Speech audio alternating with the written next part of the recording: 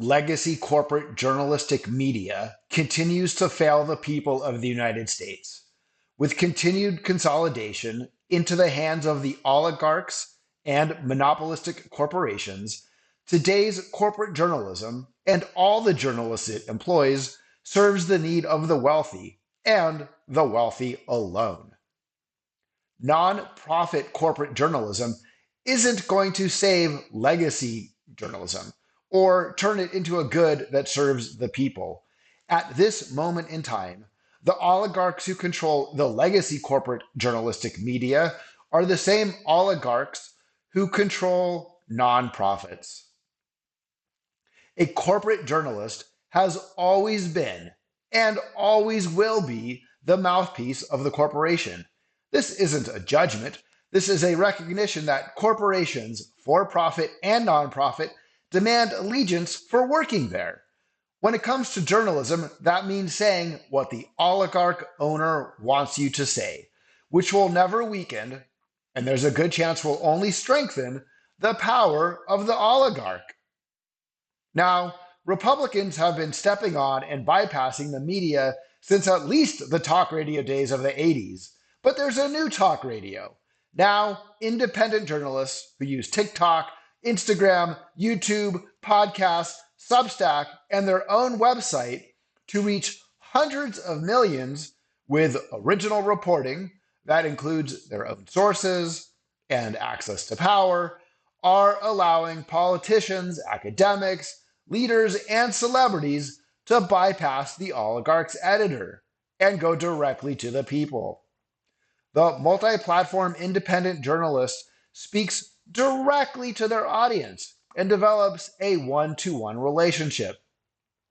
As part of that connection, the audience forms a clear picture of the journalist's bias and can more easily weigh that bias than trying to figure out what the boss of CNN or Fox News or the New York Times wants and how that comes out of a corporate journalist's mouth. And the people find this valuable, and they pay with their eyeballs for ads and subscriptions and merchandise. Not to mention the politicians, academics, leaders, celebrities, and the independent journalists now talk directly to their audience, bypassing all gatekeepers. Kamala Harris and the Democratic Party machine are putting on a masterclass right now. And every step of the way, where corporate media has a chance to demonstrate that it can provide people with useful information, they choose meta narratives about what politicians say about each other, which is basically celebrity gossip masked as informed political opinion. Or they choose a horse race narrative. And then they combine the two into a fact free world where the corporate journalist media's own discussion is more important than the topic at hand, the governing of the United States of America. It makes for great, if not useless, entertainment. It does not make for an informed or engaged citizenry. At the same time, independent journalists are reporting sourced information and conducting interviews. Many of them are clear to provide the facts as they know them and then provide a separate interpretation where they are providing more of a hypothesis than an opinion delivered as fact. The independent journalist should not be confused with the independent pundit. The keyboard warrior pundit has been around since day one of the internet. They, like the legacy pundit, only adds to the meta talk and provides entertainment with another heavy dose of opinion as fact.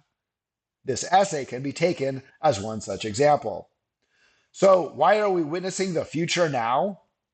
Because the audience of independent journalists, when counted in total minutes watched and read, is now equal to or greater than that of the legacy journalistic media. The more independent journalists demonstrate they can provide a better news product while supporting themselves with a subscription plus advertising model, the more we will see the oligarchs use their legacy media to try and bury the independence. For the oligarchs' continued existence depends on it, while our liberty and freedom, if we are ever to truly attain these ideals, depends on more and better independent journalism every day. I, for one, am excited that the future of independent journalism is now. No fear, only love.